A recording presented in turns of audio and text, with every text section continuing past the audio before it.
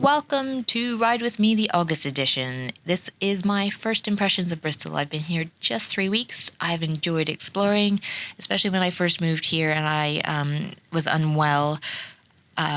These rail to trail paths you're seeing now were about all I could handle just to get out and get my legs spinning. They're great for just everyone of all abilities and all ages. They're really fun. As you can see, they are shared with pedestrians.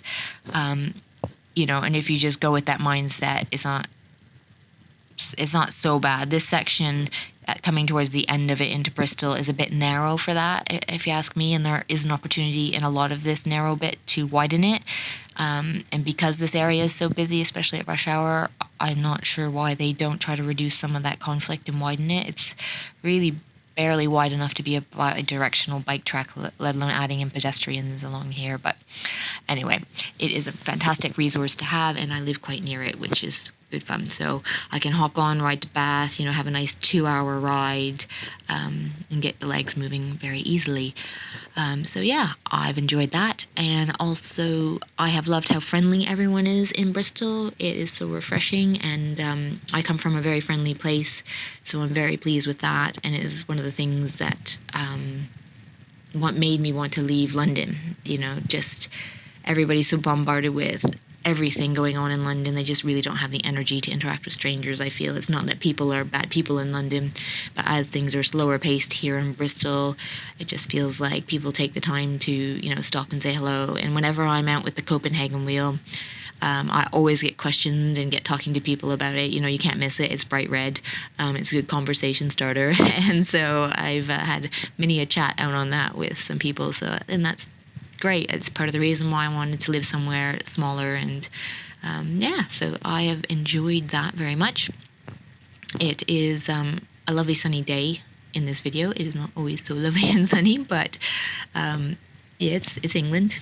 Right, so there are also a lot of mixed shared use in the city itself, quite a fair bit, to the point where I'm not always sure if it's shared use, but if there's no sign saying no cycling, I'm sort of presuming it is shared use at the minute, because that seems to be the pattern. Annoyingly, there's things like this. This crossing is 3 sets of lights for a pedestrian to get across the whole way, and I think that mindset needs to change, that if there's a pedestrian crossing, you make it all in one go, one button, one press, quick change, prioritize the pedestrians getting across. If you don't get this sequence of lights and you get red every single time, it can take you 3 to 5 minutes to get across this section of road. It's pretty depressing, actually. It just shows the priority there is absolutely not a doubt cars. And so here is a shared pedestrian cyclist shared bit. I don't mind this because it's short and it serves a purpose. It gets you across here into this section of town.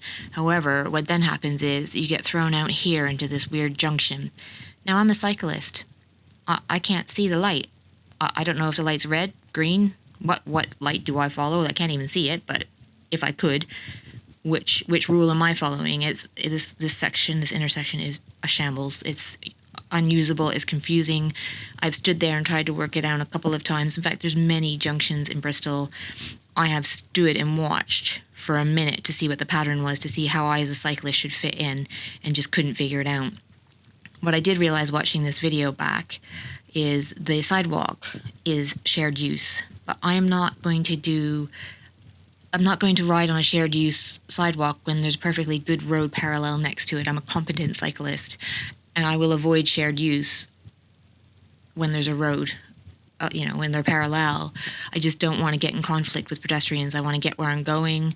Pedestrians are really unpredictable, and when there's dogs and kids around, even more so. So I chose the road here, which is, to me, the sensible thing to do as somebody on a bike who is riding, at reasonable speeds, trying to get somewhere. This section is, I believe, a new bike lane, segregated bike lane that has been built. And I don't think I'll probably use it very often, to be honest. It's not wide enough. There are some criteria that the European Cycling Federation, Quebec in Canada, has written up some. There's numerous places that are very good at cycling infrastructure that have written up criteria, what a cycling lane should be like width and the other. This is a bi-directional cycling lane that is not wide enough to be bi-directional. Also, As you'll see, I'm going to come up to a light. I am going to have to stop in the bike lane while all the cars and traffic get to go, and I have to wait until the very end. Had I taken the road, I would have been able to go straight through. So why would I take a bike lane that pedestrians generally do seem to wander into the bike lane? So I'll point out another thing. A bike lane should be painted a specific color to make it a design thing where it's obvious it's a bike lane. Numerous reasons why I don't think there's an advantage for a competent cyclist who's experienced riding in the road would want to use this. So yeah, here we come to the intersection I was talking about. So the cars are going, I'm going to stop, and I'm going to wait, and I won't make you wait through this light because it's a long light. I wait, those cars go, the cars beside me on my right, they get to go, and then I get to go. So I think I'd rather choose just to be in the road with the cars and, not have taxis blocking my way, not have people wandering into the lane, not having, there they go, having to wait. So again, if you're going to build a bike lane, it should be useful to not only the more timid, but also competent cyclists should find it beneficial. And in this lane, I don't find it. And it's such a short section of road, it doesn't really achieve much for me as a competent, experienced cyclist who is used to being in busy traffic. So unfortunately, they are trying, but I'm just not sure who's designing these and to what criteria. There we get to go. So just, again, prioritizing cars. So and that maybe potentially that will change once they finish doing all the construction around here. I don't know, but as of now, it's not very good. And here you come up to a section which, again, you'll see across the way. It's got a bike lane, same color as the pedestrian area, no, clear separation between them, no paint color to make it obvious. In Holland, I believe they use red. Bike paths are always red. So you will see in a minute, it's so frustrating. This is actually a bike lane and it's full of pedestrians. So I can't see using this. I'd just rather be in the road, on the parallel road, because the parallel road's in pretty good condition. And as I get up here, now this is construction, it's going to change, I presume. I can't even get to where I'm going now because it's fenced off. I wanted to go up the hill to the right.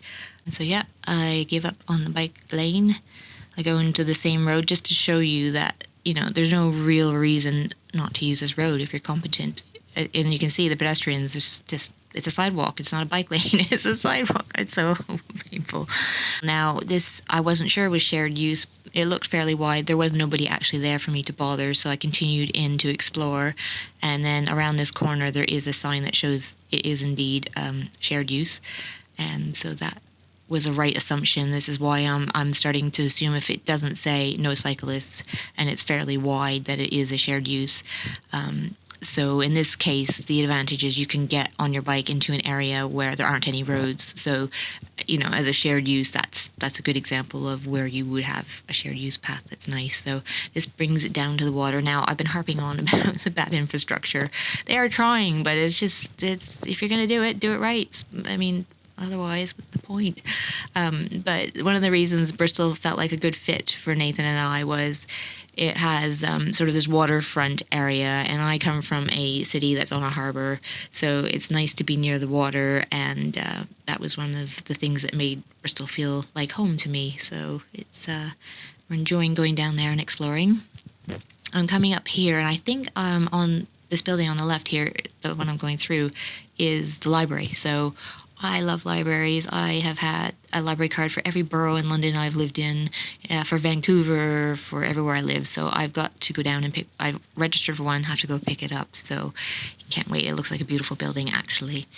And here again, there's nothing to tell me I can't ride my bike here. I presume it's a shared space. What actually I realized was there are some cycling paths through this park, I believe, but they aren't obvious cycling paths if you don't know the area, and there's no signage to direct you to them as a cyclist. So again, trying, but sort of half-assed. And especially not everybody's familiar with maybe this part of town, or you don't expect drivers to sit in their car and look at an intersection or a roadway and try to figure it out as they sit there. So I've had to do that numerous times as a cyclist to figure out how to navigate parts of this town, and I think that could be well improved. And you may have heard, or maybe you haven't, Bristol has hills, and it certainly does. But like my hometown Halifax, which also has hills, I'm pretty certain, and I've been figuring it out as I go, there are certain ways to get somewhere to avoid the worst and steepest of them. Maybe slightly longer, but, less severe of a hill. Now, this hill, it's a hill. It goes on for quite a while. I'm not on the e-bike in this video, and, I just put it in a gear that I can pedal at a high cadence and, not kill myself too much. I'm not going for speed here. I just want to get to the top. And so as you can see, this part of town has some cute shops. This is on the way up the hill to an area called Clifton. Like I said, it's long, but it's not steep. There's some hills with kicks. Constitution Hill is one of those with a good kick on it.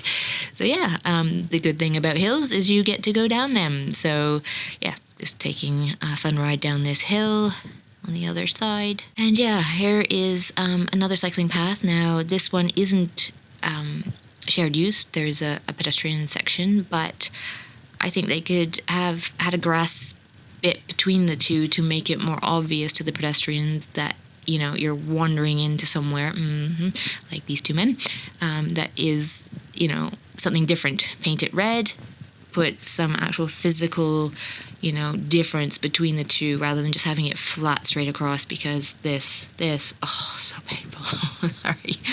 Like, I respect the pedestrians. I try to be careful around them, but it's not the people's fault as far as I'm concerned. It's the designer's fault for designing conflict into this infrastructure. If you're going to do it, like I said, there's strategies and certain criteria that make good cycling infrastructure and cycling paths.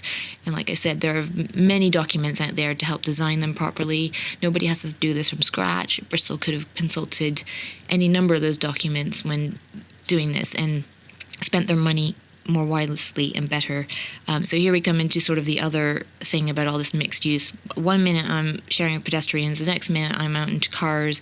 I'm in a bike lane that pedestrians wander into. So it's just all this, it's a hard mindset to, okay, now I'm with pedestrians, okay, now I'm with cars, okay, now how do I change from this section of infrastructure onto the other section, and what's safest for me? And it's a lot of conflict and a lot of decision making. It makes it really hard on the head. I just find it a bit frustrating. So there's a good number of sections. Once I know my way around better, obviously it will become easier. I'll know the better routes, but I will, for all intents and purposes, more often than not be on the road. I suspect that I just don't really believe in shared use really when there's a parallel road, and it just doesn't make sense. So here I learned on the way in on another occasion that to get where I need to go, this is the intersection I started at, that I need to cut down on the shared, this is a shared sidewalk, onto that center island. I need to get myself over, and I've since learned again that I need to loop onto that island the other way around that block in the middle, and then off I go back up to the rail path. I should mention also, thing I've noticed is Bristol has a bin problem, like bins everywhere, like this. To where I come from, having your bins out front of your shop and your stores is just, across the road there's more big bins. These shops, also the litter. Okay, you have a shop, have some pride about what you have in front of it. Don't stick your bins in front of it. This is not bin day, and there's bins and garbage everywhere.